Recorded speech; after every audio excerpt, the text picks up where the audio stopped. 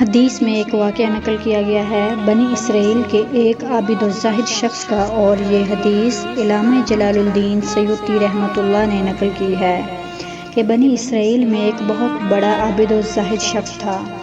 رات دن اللہ کی عبادت کرتا تھا۔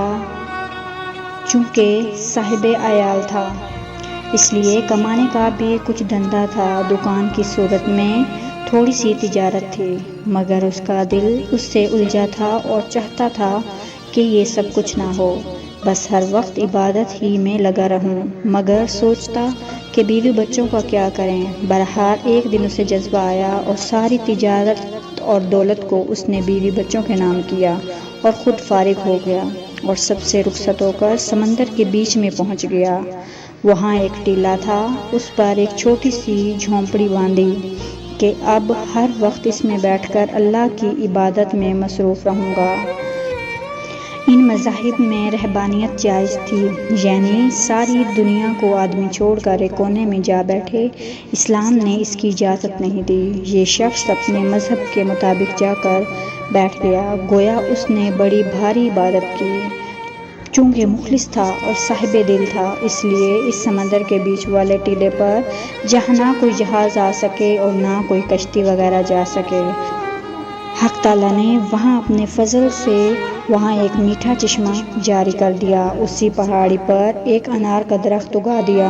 اس عابد کا کام یہ تھا کہ روزانہ ایک انار کھا لیا اور ایک کٹورا پانی پی لیا، اور 24 گھنٹے عبادت میں مصروف۔ رات اور دن اسی طرح سے اس کی عمر 500 برس کی ہوئی، اور یہ 500 برس اسی شان سے گزرے۔ اب اس کے انتقال کا وقت آیا۔ اس نے حق تعالیٰ سے درخواست کی کہ اے اللہ، یہ تیرا فضل ہے کہ تو نے مجھے عبادت میں لگایا۔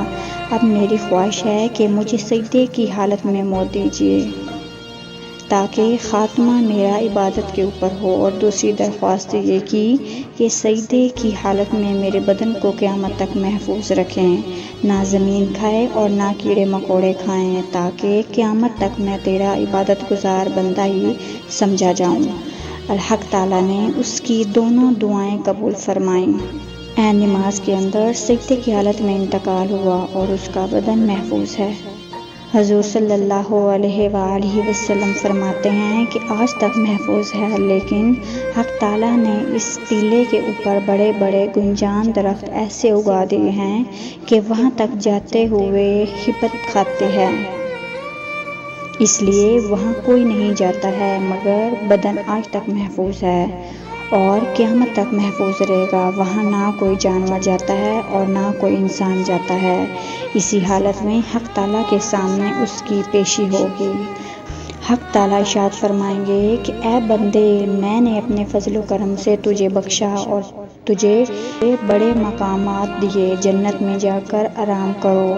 بندہ عرض کرے گا کہ اے اللہ، میں نے تو ساری عمر تیری عبادت میں گزاری، پھر بھی تیرے فضل سے جنت میں جاؤں گا، میں تو اپنی عبادت کے بدلے جنت میں جا رہا ہوں۔ اللہ تعالیٰ فرمائیں گے کہ نہیں، ہم اپنے فضل سے جنت میں بھیج رہے ہیں۔ وہ پھر کہنے لگا کہ نہیں اے اللہ، پھر میری عبادت کس کام آئے گی؟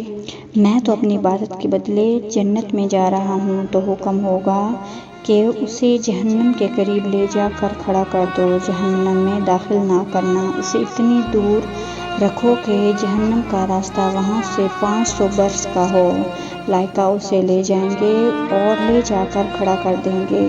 جہنم کی طرف سے ایک گرم ہوا اور آگ کی لپیٹ آئے گی، اس کی وجہ سے وہ سر سے پاؤں تک خشک ہو جائے گا، اور اس کی زبان پر کانٹے کھڑے ہو جائیں گے، اور پیاس پیاس چلانا شروع کر دے گا، اور پیاس پیاس چلانا شروع کرے گا۔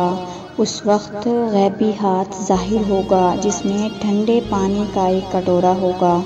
یہ عابد دوڑے گا کہ اے خدا کے بندے، یہ پانی مجھے دے دے، میں بالکل مرنے کے حال میں ہوں۔ آواز آئے گی کہ کٹورا تو ملے گا پانی کا، مگر اس کی قیمت ہے، مفت نہیں ملے گا۔ وہ پوچھے گا کہ اس کی کیا قیمت ہے؟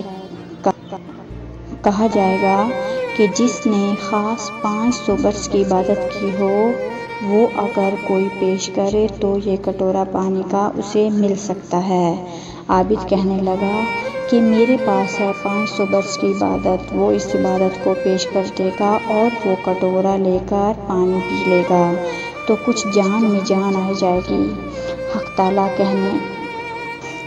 تعالیٰ کہیں گے کہ اسے واپس لاؤ، پھر اس کی پیشی ہوگی۔ حق تعالیٰ دریافت فرمائیں گے کہ اے بندہ، تیری 500 برس کی عبادت کے صلے سے تو ہم آزاد ہو گئے۔ 500 برس کی عبادت کے بدلے 1 کٹورا پانی لے لیا اور یہ قیمت تو نے خود تجویز کی، لہٰذا اب تو برابر سرابر ہو گیا، اب ہمارے ذمے کچھ نہیں، تجھے تیری عبادت کا صلہ مل گیا۔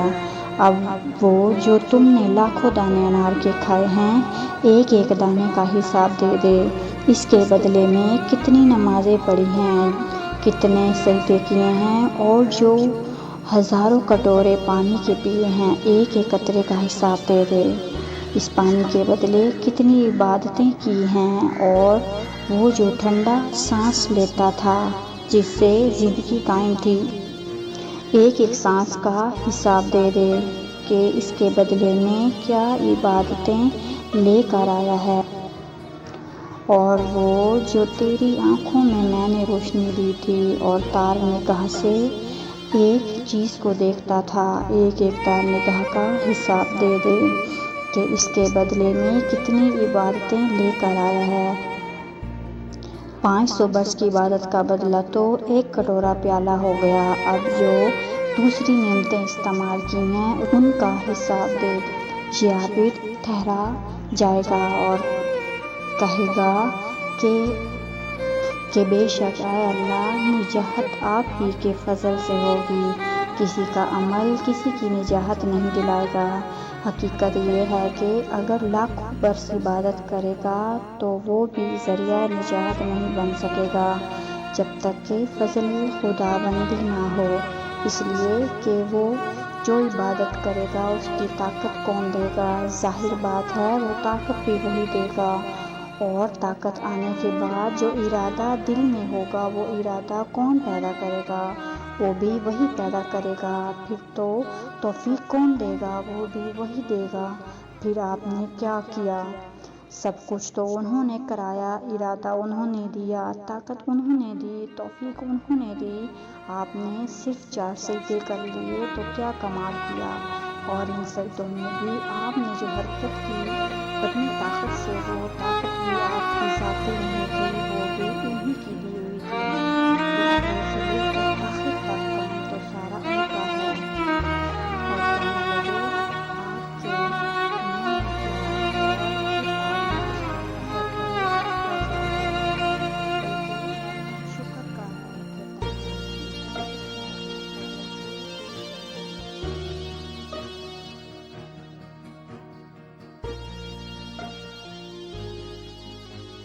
کہ تم